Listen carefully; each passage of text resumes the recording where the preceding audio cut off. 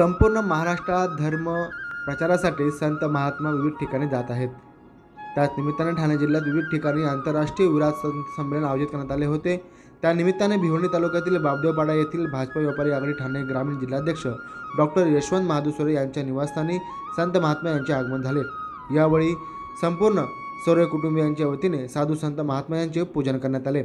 आणि जो संत मेला हो रहा है, पहिला प्रश्न म्हणजे मी मराठीतच बोलतो की या महाराष्ट्राच्या पवित्र भूमीमध्ये, छत्रपती शिवाजी महाराजांच्या भूमीमध्ये, ज्ञानोबाराय तुकोबाराय यांच्या पवित्र महाराष्ट्रामध्ये आज सर्व शंकराचार्य महाराजजी आणि धर्मगुरू श्रीकृष्ण जन्मभूमी निर्माण राष्ट्रीय अध्यक्ष, विश्व हिंदू संत परिषदचे राष्ट्रीय अध्यक्ष हरिद्वार आणि विविध प्रकारचे सर्व शंकराचार्य आजच्या या शुभमुहूर्तावरती महाराष्ट्रामध्ये विश्वशांती निर्माण व्हावी, जगामध्ये पर्यावरण शुद्धी निर्माण व्हावी, कन्या बचाव आणि जलसुरक्षा व्हावी, यासाठी प्रबोधन घेऊन आम्ही महाराष्ट्रामध्ये सर्व जनतेला प्रबोधन देण्यासाठी या ठिकाणी उपस्थित आहोत.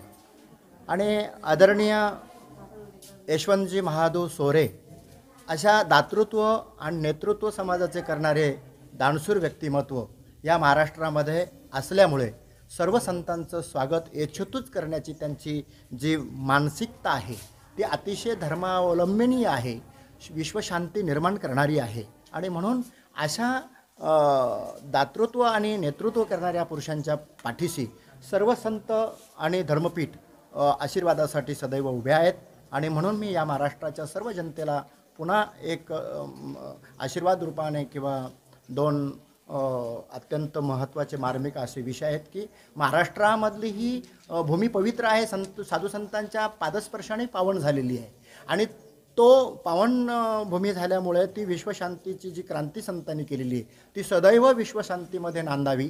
सर्व जाती धर्म पंथ संप्रदाय एकत्र ऐक्य भावाने नांदावेत आणि कुठल्याही प्रकारचा जाती धर्म भेद न करता सर्वांनी एकत्र येऊन या विश्वाला विश्वशांतीचं एक मार्गदर्शन या महाराष्ट्रामध्ये भारतामध्ये निर्माण व्हावं, म्हणजे भारत देश आपला विश्वगुरू होईल. यासाठी मी नक्कीच या ठिकाणी सर्वांच्या वतीने आशीर्वाद देतो आणि माधू सोरे, यशवंतजी सोरे साहेबांचे मी आभार मानतो आणि या ठिकाणी थांबतो. रामकृष्ण हरी. जय हिंद, जय महाराष्ट्र.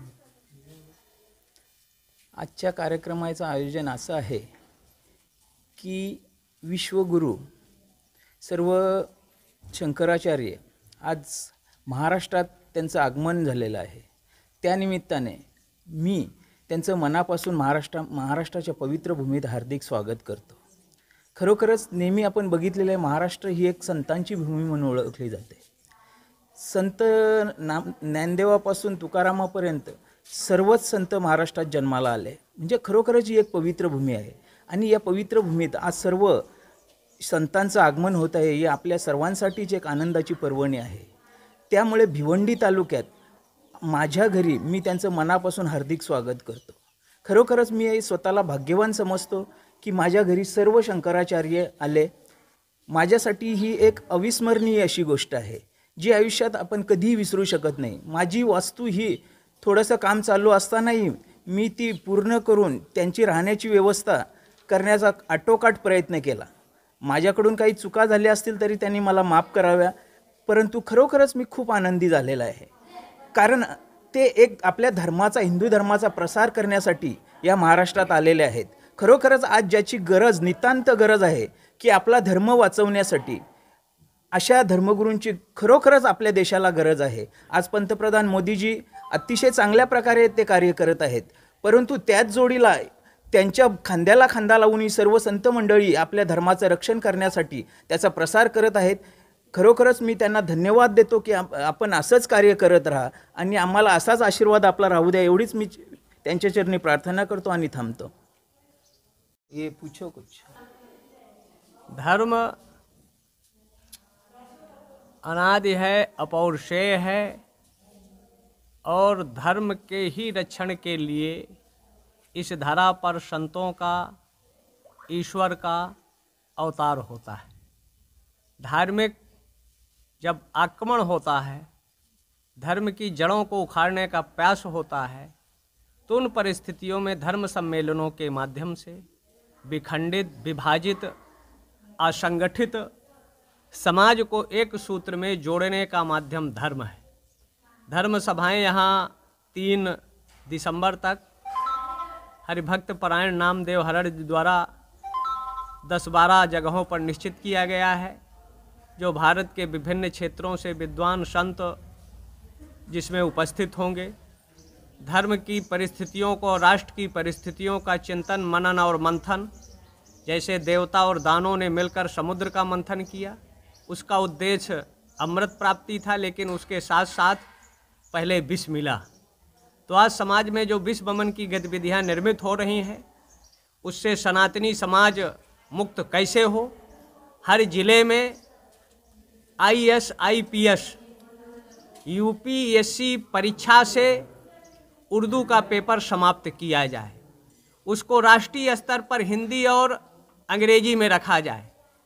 और क्योंकि उससे कई ऐसे IAS आ रहे हैं जो अभी दंगे हुए देश में, उसमें जो विधर्मी थे उन्होंने दंगा करने वालों को सहयोग किया।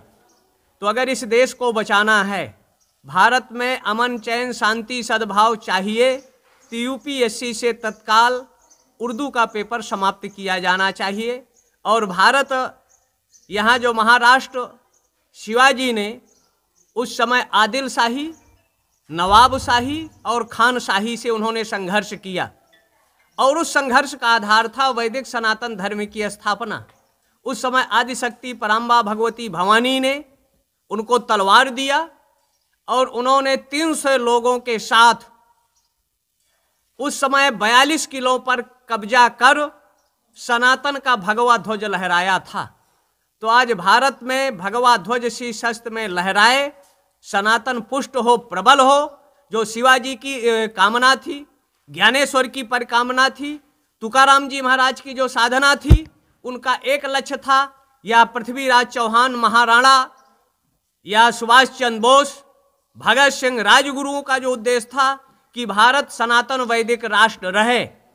तो इसकी आवश्यकता है कि संयुक्त अधिवेशन लोकसभा और राज्यसभा का बुलाकर, क्योंकि धर्म के आधार पर भारत का विभाजन हो चुका।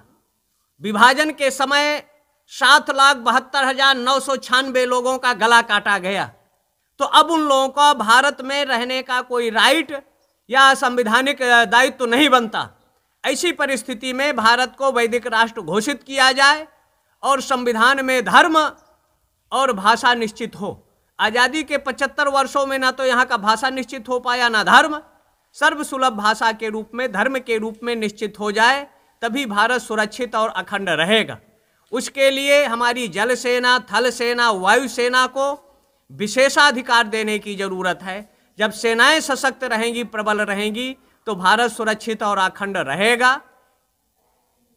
इसी उद्देश्य को ध्यान में रखकर ये धर्म सभाएं आयोजन की गई हैं, जो 5 से 8 आज पहली सभा है। और उन सभाओं के माध्यम से जागरण, क्योंकि जब व्यक्ति जग जाएगा, जैसे सिंह आलस्य को छोड़कर जगता है, तो 85 करोड़ सनातनियों को जगाने के लिए ये आयोजन है, जिससे भारत सुरक्षित रहे, शांति रहे, सद्भाव रहे, और जो अशांति उत्पन्न करने वाले हैं उनको यमराज की सेवा में भेज दिया जाए, जिससे चिरकाल तक भारत में शांति सद्भाव बना रहे।